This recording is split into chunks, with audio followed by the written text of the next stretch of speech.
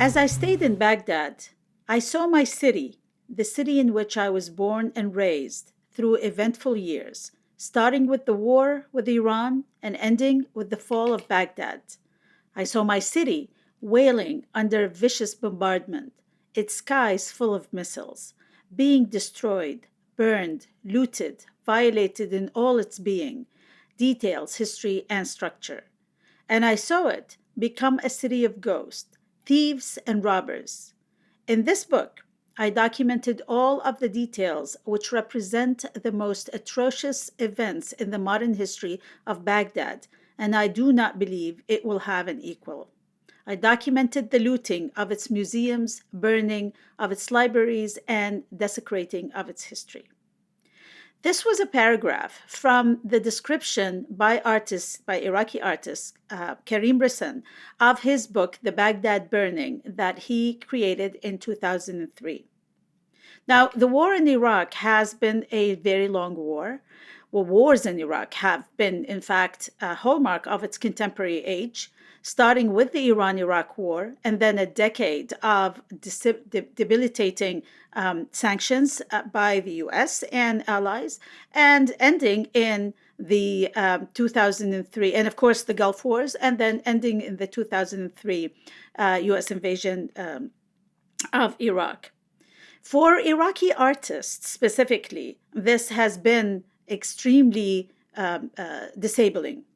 So, through the sanctions, they were locked into the country with no view of the outside. There is no travel, there is no magazines coming in, no journals, but also there is no material for them to work. So it is an extremely stifling situation, which was sort of under the guise of the war on terror, which sort of disabled the trajectory and the continuity of historiography, the history of art in the country Iraq, which has been known for its mature and well-developed movement of modern art during the mid-20th century.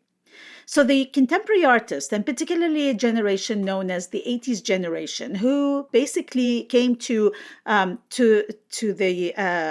maturity in art under the circumstances of the wars and sanctions, are the ones to which Karim Rissan, the artist that I just quoted, belongs to. Karim stayed in Iraq for the most part, as many of his generation, because of the lack of the ability to travel, but because also of the lack of the ability to have material, as it was part of the sanction mandate, they would find material to use themselves in creating works. And that what sort of gave prominence to a trend that became known as dafater, plural Arabic word plural for daftar, which means notebook, and this is sort of the equivalent of an artist book, let's say. Interesting about these books is that they are created from found material, whatever is available. Clearly, size would make it possible for them to create, because, as we know, that wars and these circumstances don't really stifle creativity. They might try to delay it. But so under this sort of very confused, completely opaque existence within a country that has been very open and very connected, the artists had no other retort than to look inside, look at their museums, look at their own heritage and history. It manifested in the various documentations of dafatar that the artists were creating, as well as a style developed by artist Hana Malallah, a contemporary of Karim Rissan and a colleague, a classmate of his, that she called ruination technique. A technique that she argues is sort of, not only stems, but is very representative of the reality that they were living in. That it carries historical narration that transformed a historically recognized and celebrated development of art history into destruction. Now, it is also this sort of connection with the museums that Karim Rissan and Hana Malala and their colleague had, which was denied for them in 2003 as well.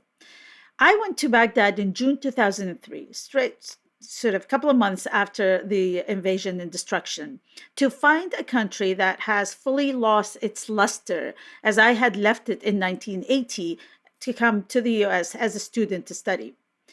Not only that it had lost its luster, but people have lost hope. They had no idea how they're going to be moving forward, and artists included. There was no electricity, which continues to be a problem. There is no place for them in the international scene of art development. Even after 2003, and with the sort of quick turnover with internet connections and possibilities of connecting to other places, they really felt left out. Artist Hana Malala often asked me, what about us? Where do we fit? Other artists of her generation asked the same question, as those other artists like Adel Abdin and Wafa Bilal, who left in the 90s and before and were able to find their place in the other parts of the world, whether here in the US or in Europe, were able to speak the same language of the global contemporary that the Iraqi artists felt completely absent from. The way that their vision was developing was completely in a cocoon, completely related to their own past, but also to their understanding of where or who's against them, who's their friend, who's their enemy. Media, right after 2003, was amazed to not find work of dissent or resistance against Saddam Hussein, which, of course, clearly misses the point of living under the dictatorship and wanting to survive. So, simple aspect of life survival is what the artists were working with, but also the reality that for Iraqi artists living in Iraq, making good art, creativity is their way of resistance. Now that takes me back to this format of dafatar, which, in a way we can think about it stemming from traditional Islamic representation of manuscripts, except these, of course, are about the secular, the mundane, and very open, very creative. They don't follow any format in any shape or form, but they became the sites of existence, the sites of resistance, but also the sites of witnessing, of documenting, of telling the story of what was happening in Iraq. Some of those dafatars found their way out of the country early on and are in major museums, but the reality is this format of articulating existence and development artistically as well as just as human beings, have not really been understood largely, despite of the latest sort of representation as part of the MoMA PS1 exhibition, Theater of Operations about the Gulf Wars. They are not understood for the value of what they represent for the artists themselves and their ability to survive, their ability to continue their creativity. What they do tell us is how artists, as well as other inhabitants of the city of Baghdad or other places, dealt with the situation of the continuous war and destruction of their country. And it's really sad that we are not using them more to understand the situation. Is while, we don't really know where the war of terror has gotten to. The Gulf War has become part of our history. The U.S. invasion is, mission accomplished by many. But the reality is, many of those artists that I just mentioned, Karim Rissan, Hana Malala, they had to leave the country because their lives became threatened because of us on the outside trying to understand their art and bring it out. These dafatar thus tell us much of the missed story of what had happened in Iraq under the war, which is not resolved by any shape or form, that is affecting what is happening in Iraq at the moment as we speak, but also the history of Iraqi art and its production and trajectory.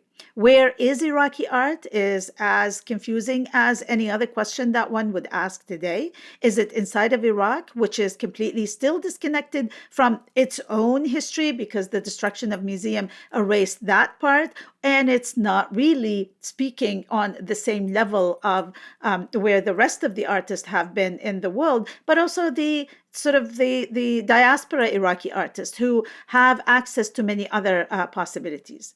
I thus, really would love to see Dafatar as something that is more explored for us to understand this opacity of war and its disconnect, this sort of, cocoon that a part of history of the Iraqi art trajectory has been set in.